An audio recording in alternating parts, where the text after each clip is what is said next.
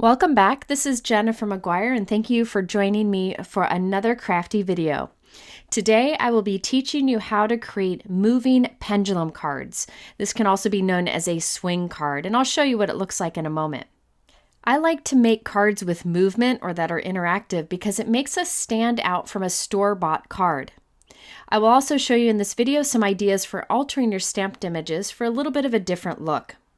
Before we get started, I thought I'd show you one of my completed cards here, just so you can see what the pendulum or swing effect is. As you tilt the card side to side, the little critter swings back and forth from the tree above. I have two cards to share with you today. Both of the cards feature the Tim Holtz STAMPtember stamp set. This is a stamp set that he designed in collaboration with Simon Says Stamp. It's only available at Simon Says Stamp for a limited time. Once it's sold out, it's gone for good.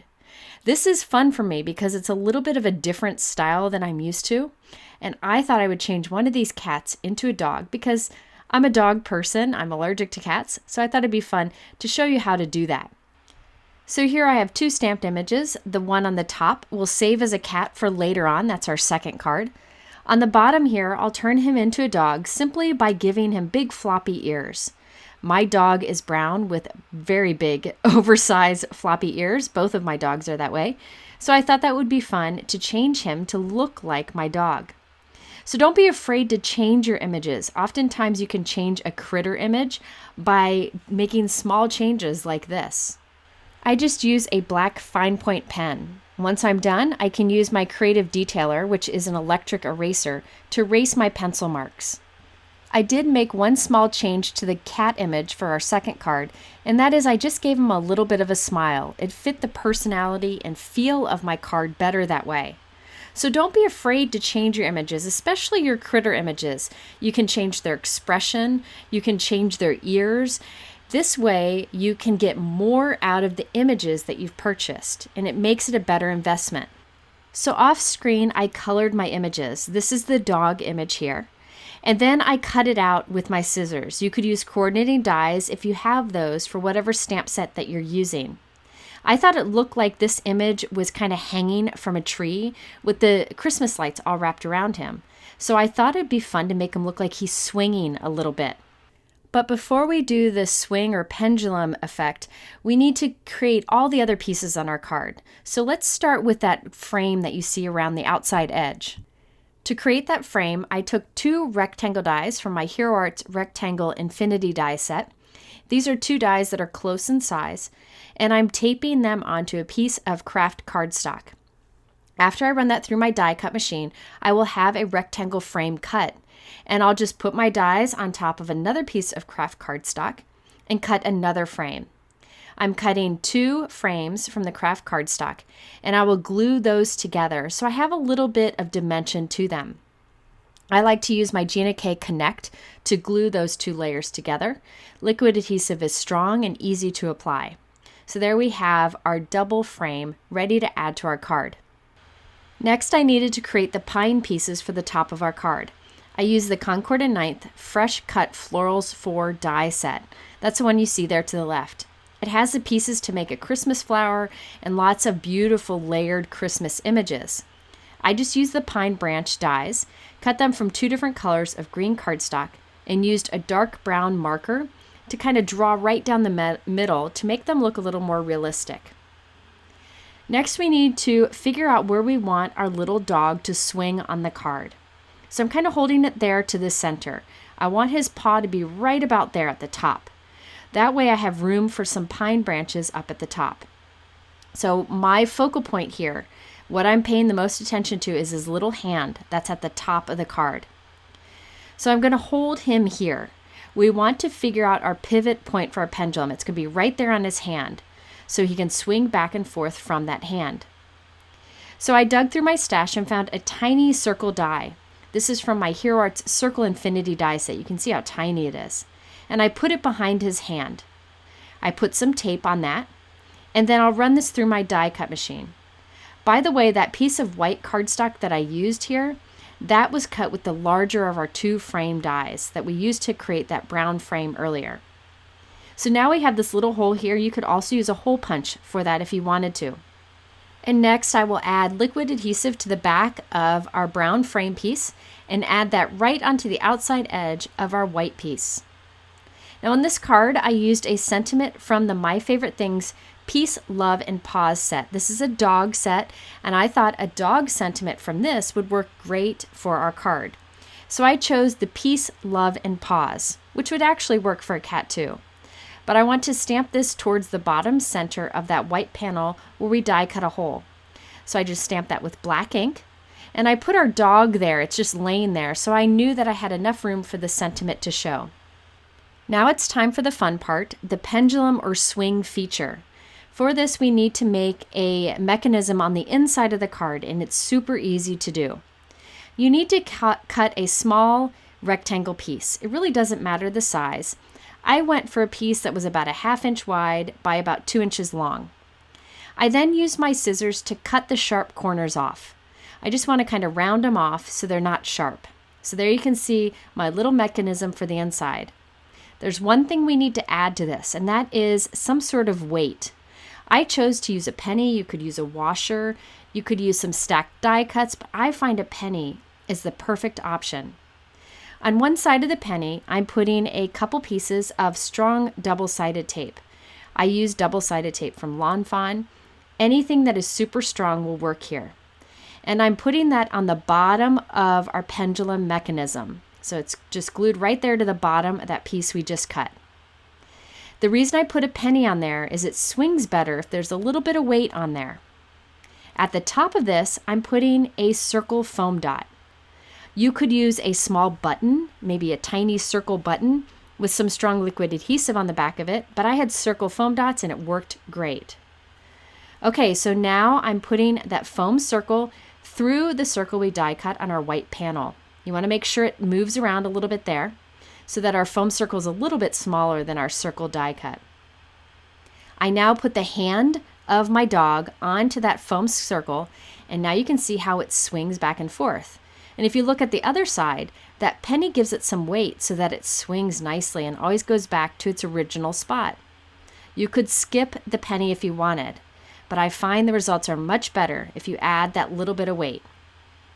Now on the back, I'm putting foam tape around the area where the penny is. You want that penny to have room to swing back and forth, so don't block that. So I'm putting foam tape around the sides and along the bottom. Then I'll remove the release paper and add a second layer. We want that penny to have lots of room to swing back and forth. If you only do one layer of foam tape, it might hold it up and keep it from swinging. So 2 layers is really helpful, or an extra thick foam tape would work.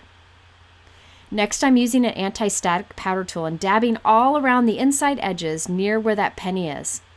I don't want the penny to swing into the foam tape and stick there, so by using an anti-static powder tool, it removes the stick from my foam tape. Now you can see here how it swings back and forth nicely.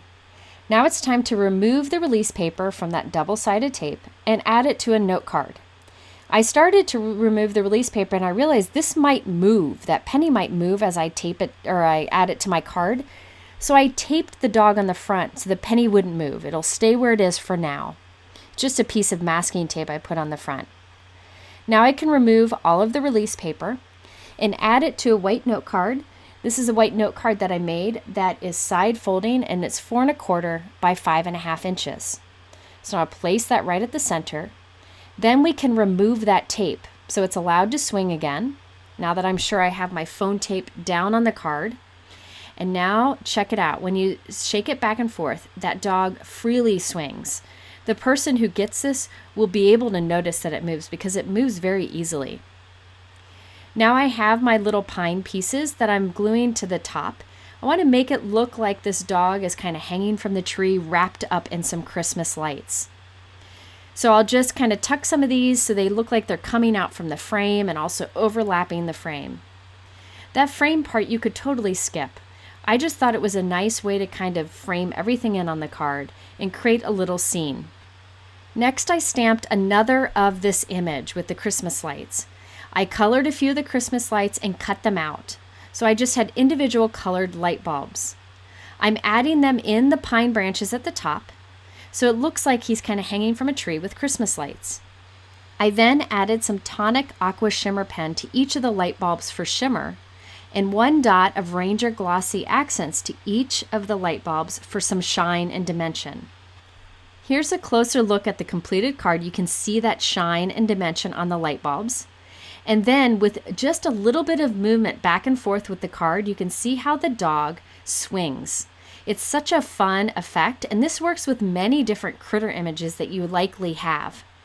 I thought it was fun to combine different stamps and dies together to create the scene and even change my cat to a dog, so it worked better for what I wanted to do. Okay, let's take a quick look at my second example. This is the one where I changed the cat a little bit by giving him a smile. Off screen, I colored and cut him out, and I also created our background piece here. It is created exactly like I did before with the same dies. I just made it sideways, and I stamped Meowie Christmas on the left and put our little circle opening on the top right. Down there at the bottom of the screen, you can see the little pendulum mechanism that I made. It's about 2 by 1.5 inches with the corners cut off so that it swings smoothly. I added adhesive to the back of a penny, and I'm gluing that to the bottom of that pendulum feature. Now I have another circle foam dot that I'm putting at the top of the same piece, taking the release paper off of that, putting it behind the open circle that's slightly bigger, and then the top of our little cat image right on top. So you can see how that swings back and forth nicely. Next, I'll flip my panel over and put foam tape all around the mechanism, but not close to it. Notice how I'm leaving an open area so there's plenty of room for our penny to swing back and forth. Once I have the first layer down, I'll add a second layer of foam tape. So all of that foam tape is 2 layers thick. We want to make sure there's plenty of room in there for that penny to swing back and forth freely. I also want to make sure that my pendulum doesn't get stuck in any exposed adhesive, so I'm using my anti-static powder tool all around the edges of my foam tape just to remove the stick, and that will make sure that it swings freely. Now back on the front of the panel, I'm adding my pine branches again. Some of them kind of peek out from the frame, some overlap the frame. It just helps to create that little scene. And we want the pine branch to be close to the top of our stamped cutout, but not in the way of it. We want it to still be able to swing. Once I'm done, I'm using a T-ruler to make sure I can create a straight black line that connects our little stocking to the pine branches above. I also added some red gemstones to the pine branches for some fun, and stamped a few snowflakes from the same stamp set in the background. You can see how the image swings very freely on the front of the card, thanks to the pendulum that we put on the inside. So this is a technique that you can do with many different critter images that you may have, or scenes that you may create. It's very easy to do and definitely worth that penny that you have to put inside. I hope this video encourages you to look at the stamp sets that you have to see if there are small little changes you can make to them to change what they look like completely. In this example, I changed a cat into a dog. I also hope you'll give this idea of pendulum swing cards a try. It's a fun way to make your scene or critter cards a little more special. If you are interested in the particular products that I featured today, they are linked below in my YouTube description. There's even a visual supply list where you can see all the images and click them to find them. If you're interested in similar technique videos, they are linked here in the middle. I thank you for visiting me today. I hope you have a wonderful weekend and stay safe. We'll see you soon.